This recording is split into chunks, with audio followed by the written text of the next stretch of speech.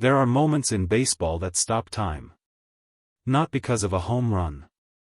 Not because of a strikeout. Not because of a walk-off celebration that sends an entire stadium into chaos. But because of something that no one expected. Something that no rulebook fully prepared anyone for. Something that, once seen, could not be unseen. This was one of those moments. The camera caught everything. The angle was perfect. The timing was worse. And within hours, the footage had traveled to every corner of the country, to every phone screen, every television, every sports bar where someone had looked up from their drink just long enough to witness something that made their stomach turn. Shohei Ohtani was at the center of it. Again. But this time, it wasn't because of a home run. It wasn't because of a sweeper that broke 3 inches more than anyone expected. It wasn't because of a press conference quote that made a manager shake his head.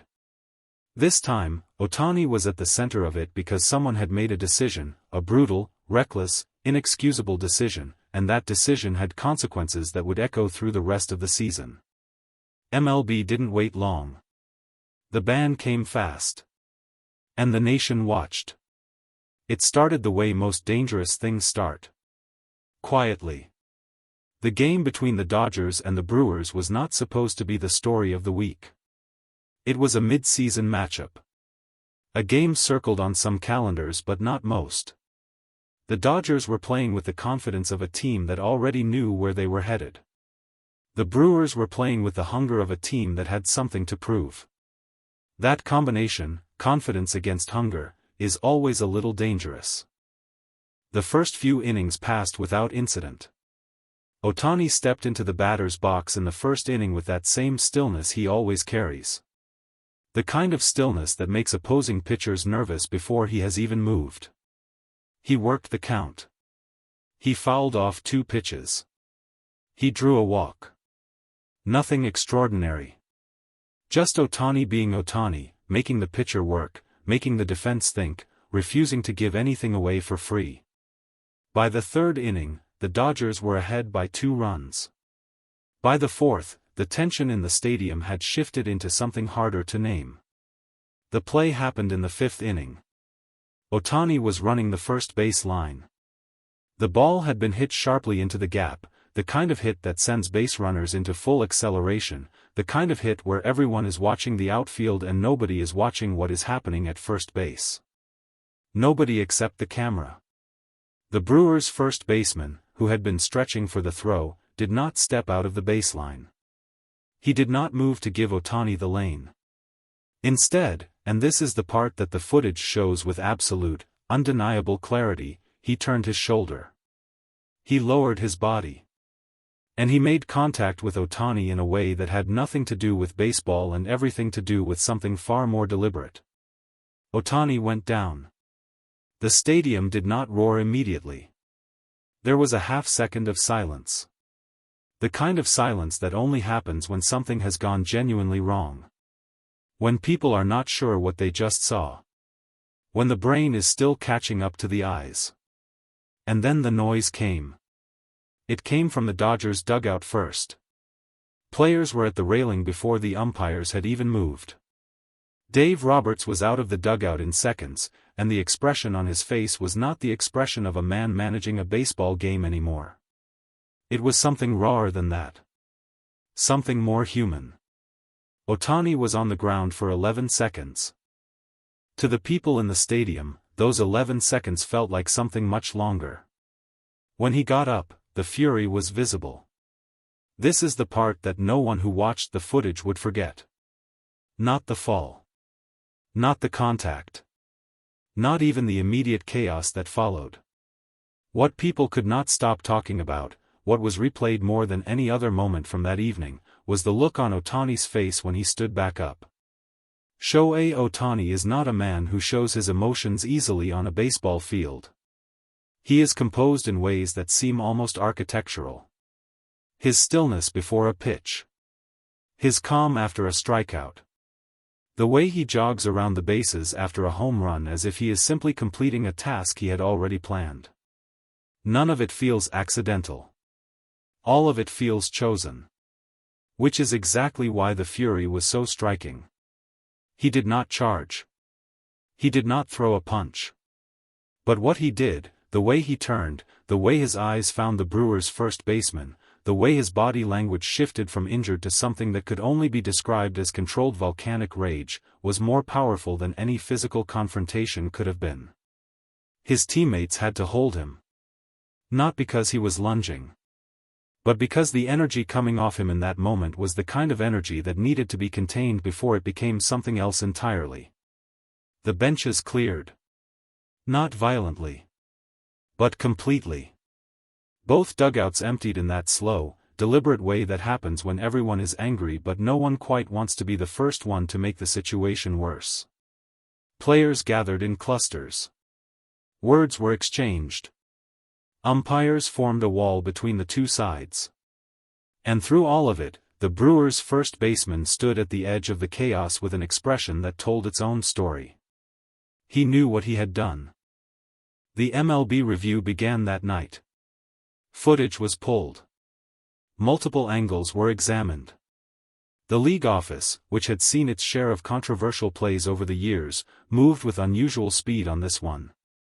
Within 24 hours, the statement had been drafted. Within 36 hours, it had been released. The Brewers' first baseman was banned. The length of the suspension was not a slap on the wrist. It was not the kind of disciplinary action that gets buried in the sports section and forgotten by the following weekend. It was the kind of ban that sends a message, not just to one player, not just to one team, but to every player in the league who had ever watched an opposing base runner and felt something other than baseball instinct take over. The statement from MLB did not use soft language.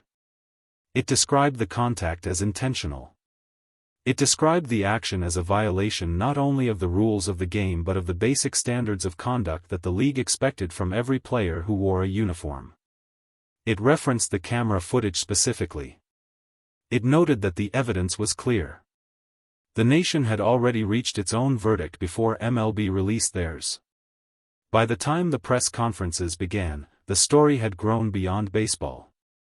Sports commentators who had not discussed a specific on-field play in years were weighing in.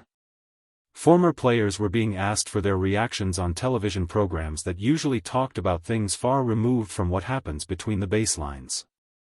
The footage had been watched tens of millions of times across every platform. It had been slowed down. It had been analyzed frame by frame.